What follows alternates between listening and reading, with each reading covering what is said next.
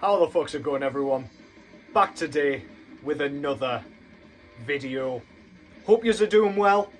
I thought I would give you guys a chance to digest the top 20 albums of 2024 videos that I put up a week or so ago. I just kind of wanted to let that simmer a bit, let you guys comment with your picks, your takes, and all that good stuff.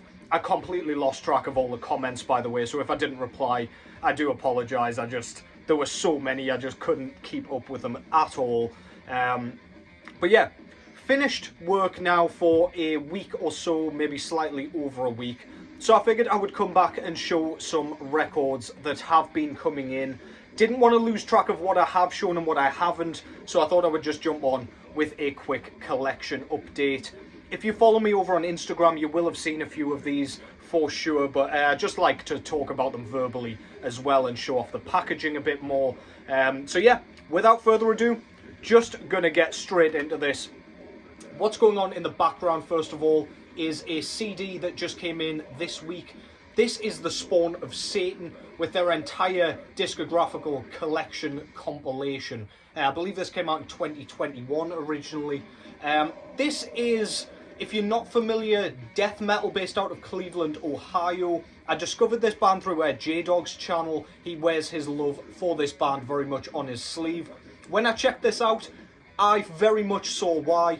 Jim Sadist out of Nunslaughter, previously out of Nunslaughter, he's not around anymore unfortunately, does vocals and drums on this one, I believe. This is punchy, upbeat, very fun, very catchy, and very well written death metal.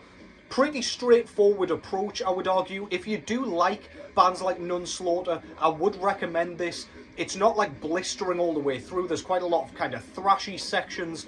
If you think of an approach a bit like Deceased, I kind of would sort of lump this into that category with a bit less of the kind of melody that goes into Deceased's work.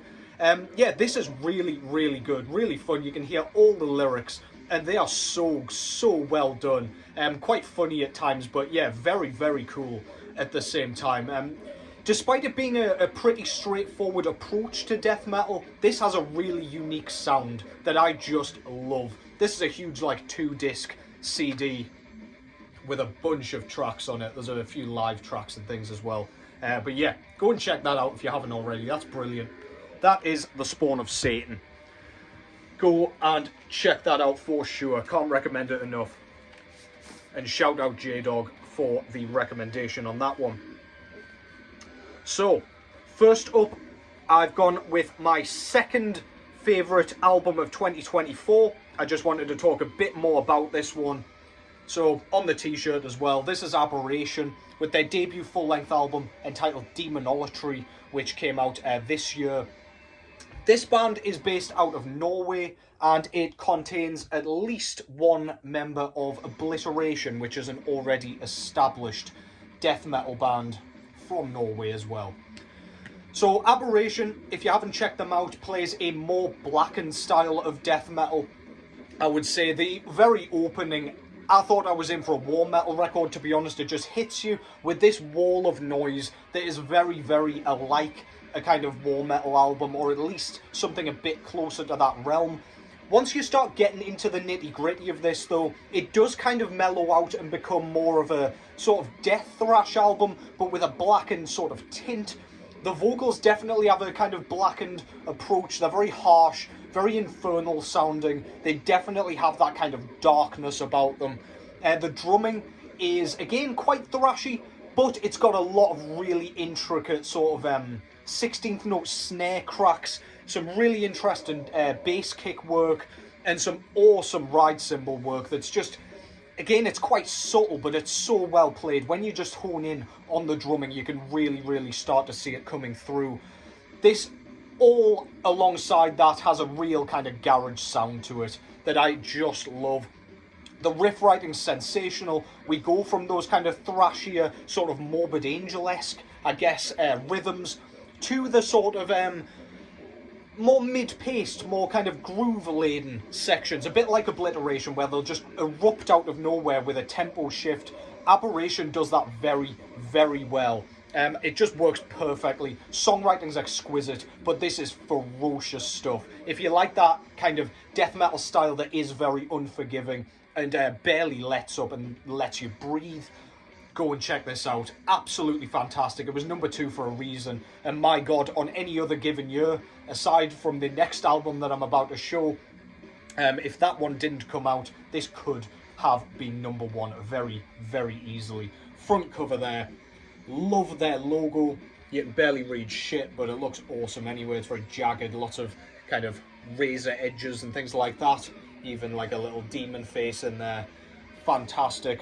Look at this goofy little guy. We've got like, well, I say little, this giant demon holding an upturned cross and picking up this poor guy, shaking the change out of his pockets. He's about to rob him. Pretty sure that's what's about to happen. Burst out of the ground just to rob the poor guy. But yeah, love that artwork. One of my favourites of the year. I was actually going to do my favourite artworks of 2024 at some point, so expect to see this one on there. But yeah, absolutely fantastic. Love the detail. It's just kind of a nether landscape with a bunch of, yeah, I don't know, fiery goings on, I guess. Yeah, brilliant stuff. Larger picture of the logo there with a band photo.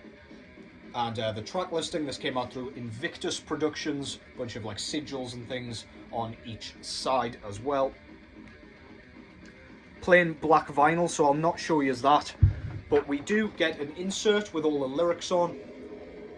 Another demon, or just Satan himself, I guess, but yeah, very cool. And on the other side we've got another kind of image dripping with satanic imagery. Really, really badass. I love that art style, man. It's so like, it's almost demo-esque. Really cool. It's got kind of faces in his face, which is, yeah, sick. And then just a couple of credits at the bottom there. And then additionally, we get a very nice poster without me tearing it into 4 different sections of the album cover, which I would love to frame and shove on my wall, but I say that every single time I pull out a nice poster, and I've not done one of them. So yeah, the master procrastinator at work over here, but yeah, really nice to have anyway. As I say, an astonishing album, well worth your time if you like any of the aforementioned styles. That's Abhorration with Demonolatry up first. Next up, as I foreshadowed earlier, I've got this one. So this is Aara with their 6th full-length album entitled Eiger, my favourite album of this year. This is a Swiss atmospheric black metal band, 3-piece I believe, and yeah, as I said, they play atmospheric black metal, but that doesn't really kind of tell you the whole story. You're in for a real treat with this. This album particularly is the first album after the Melmoth trilogy, the kind of literary trilogy that they did. And this one is based around the Eiger climbing disaster, as I said in the last video. So yeah, all about dying on a mountain, effectively. It's very bleak, it's very lonely sounding, and it almost feels like you're in some sort of blizzard or snowstorm. Can't see 10 feet in front of you, and you're just waiting to succumb to the elements. The drumming on this is unquestionably, for me, the best of the year. Again, I spoke about this in the last vid, so I'm trying not to repeat myself, but it is so fast, so unrelenting and incomprehensibly technical, especially considering the speed at which he's playing. The ride work is sensational, and I can't stress enough about the kind of moving accents on the ride cymbal at the speeds that he's playing. It is so kind of twinkly and neat and just interesting. It never ever gets boring at all. The fills are blistering, barbaric, and again, just beyond comprehension for normal humanity. Yeah, absolutely brilliant. Fluss's kind of screeched vocals are absolutely mesmerizing. Again, just sounds like the wind kind of whistling around the soundscape, and it sounds super eerie. I've heard a lot of people saying like it's pushed back in the mix a bit, and I totally agree with that. I did neglect to mention that, but yeah, like Sean Beast even mentioned that as well very recently. But yeah, really, really cool. Love the riff work. Lead melodies are stunning. It really captures the feeling of what they're going for. Like, the whole conceptual theme is captured beautifully in the music. Some really nice acoustic sections as well that just transport you straight to the side of this very, very bleak and forlorn side of the mountain. That's Aara with Eiger. The front cover shows a painting of a photograph that was taken of a rescuer going to retrieve this dead body hanging on the side of the cliff. We've got their awesome logo there with the title. It's kind of a like sparse layout for the front cover, but it works beautifully. It just kind of captures that snowy element where there's nothing but white everywhere. But yeah, brilliant stuff. Back cover, we've got the Eiger Mountain and the track listing there. This came out through Demonolatry Productions, 3 sides, so double LP. On the inside, we've got more pictures of the mountain with the lyrics all in German there, so not much use to me. I can't pronounce English at the best of times. And this came on a beautiful sort of, I don't know, like Snow White. Doesn't quite capture what I was going for there. Like white and grey, kind of marbly sort of vinyl. Really, really nice. Looks like fuck all else that I've got in my collection. On the other side, this is just the dead wax on side D. As Johnny Mac said, there's no like silk screen or etching or anything on here, which is a bit of a shame. Just the polo, as he said. But I kind of like it. Again, bleak, not much going on. And I quite like the look of dead wax anyway. There's something quite satisfying about it to me. But alas, that's just me being a total fucking nerd.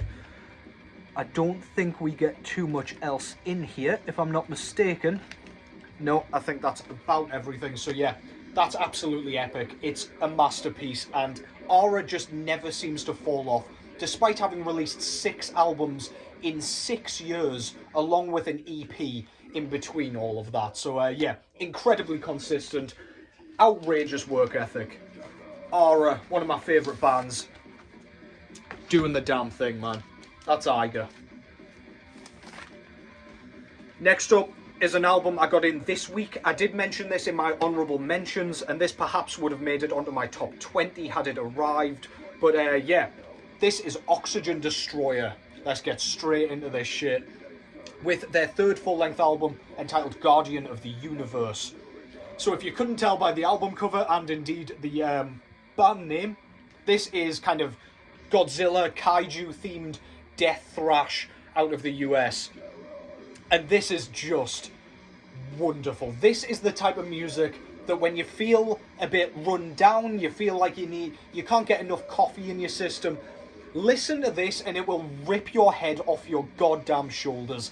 It is ferocious. The drumming is rapid, thrashy, it's got blast beats, it never ever ever lets you breathe once. It really does feel like you're caught in some sort of pyroclastic flow. Your skin's melting off, your bones are shattering, and your muscle tissue is just evaporating into thin air.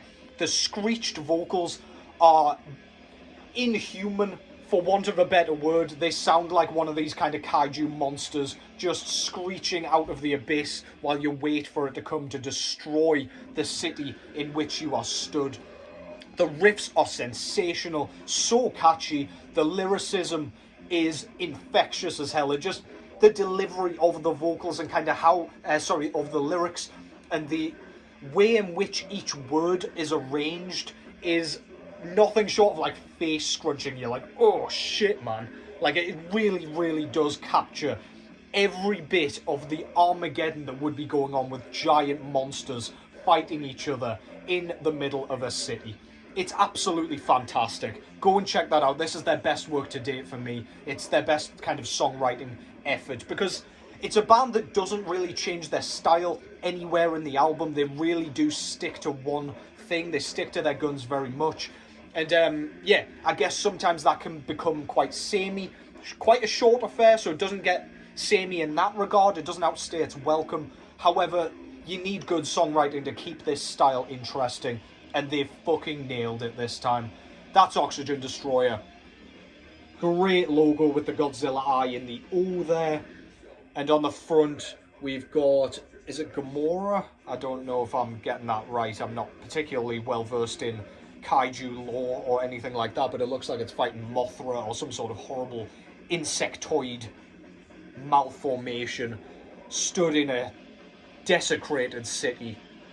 Absolutely awesome. It kind of reminds me of Insect Warfare's World Extermination album cover in that sense. Very detailed and lots of chaos going on, which I just love.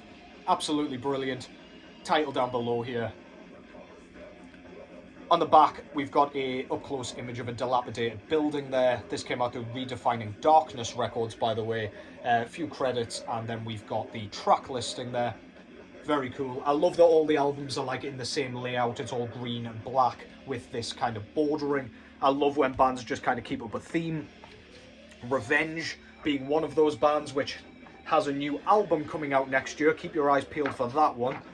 That is bound to tear you apart. Got an insert here with the lyrics on. Definitely well worth a read if you are so inclined.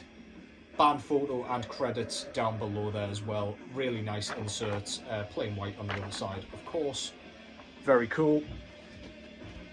And I don't think there's anything else to show in terms of like extras, but this does come on a very nice opaque red vinyl. Can't go wrong with that one bit. Oxygen Destroyer I will continue to support throughout their career because I just love their basal sound. Even if this wasn't quite as catchy as it actually is, I'd still be buying it. I just love the sound of it.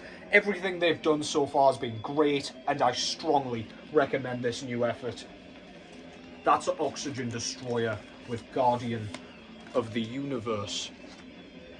And finally, I don't think I've shown this one yet, but now is as good a time as any. This is Spider God with their third full-length album entitled Possess the Devil and Make Him Worse.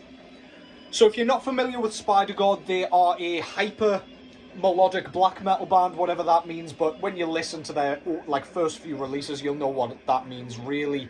Very, very melodic in terms of like lead work, I would say. Very twiddly and very pretty, I would say. But this band's always, to me, and I don't know if this is entirely accurate, but they've always had a bit of like a Eastern Asian sound when it comes to their like guitar tone. I don't know what it is. I don't know what, like, when you see Eastern Asia on TV, there's always like some music that goes along with it. I don't know what the instrument is that makes it, but Spider God kind of has that tone somehow. But yeah, I digress. I'm getting off topic. This is way more kind of metalcore influenced, I would argue, than their last couple of releases. Now, Spider God have always been doing things differently. They never stick to the norm. They never stick to one style. And George, who is the kind of mastermind behind this project, has lots of influences that he wears on his sleeve as well. And yeah, he just kind of throws it into his music.